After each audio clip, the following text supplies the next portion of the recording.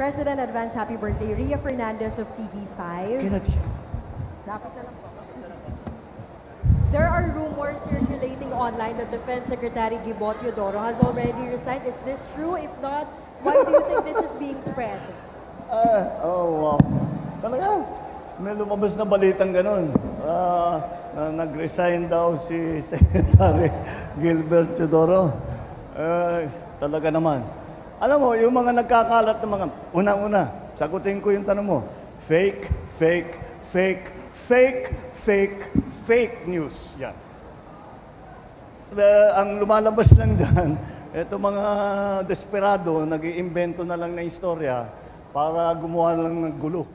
Wala naman silang maibibigay, wala silang naitutulong, wala silang kontribusyon sa buhay ng bawat Pilipino, kundi paninira lamang, kundi panggugulo lamang. Kaya't wag po natin, kailangan maingat po tayo. Huwag tayo masyadong naniniwala kung wala namang pruweba na sa kanilang mga sinasabi. Dito sa issue na ito, ulit, fake news. Yan ang pinakamasamang halimbawa ng fake news na kinakalat ng ating mga kung sino-sino man sa social media. Mag-ingat po kayo at kilatisan ninyo mabuti pagka may nababasa kayong ganyan. Dito sa issue ng kay Secretary Teodoro, natatawa na lang kami dahil sabi, tinawagan ko siya kaninang maaga-maaga, magre-resign ka daw. Bakit? Sabi niya, bakit? Paalisin mo na ako. Sabi ko, bakit kita paalisin? Wala naman tayong problema. Hindi, yun ang lumabas na balita. Sabi niya, huwag natin papansinin. Sabi ko, pero kailangan natin sagutin.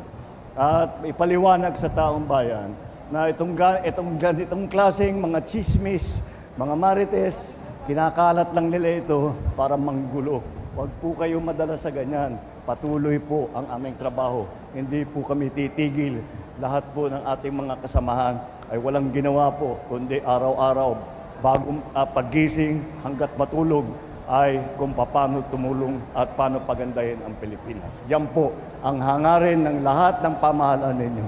Huwag po kayo nadadala sa mga fake news na ganyang klase.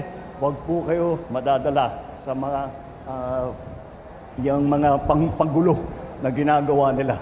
Ay, sa amin, hindi na namin pinapansin yan dahil alam namin ng totoo. I have always said this with some of these rumors that have spread around. Kami, we have the advantage. We know the truth. So we will give it to you as soon as we can and as quickly as we can so that people understand what is going on. Wag po kayong kung may magbabago sa kabinete, sa pamahalaan, kami mag-a-announce. Hindi kung sino-sino man basta nag-post.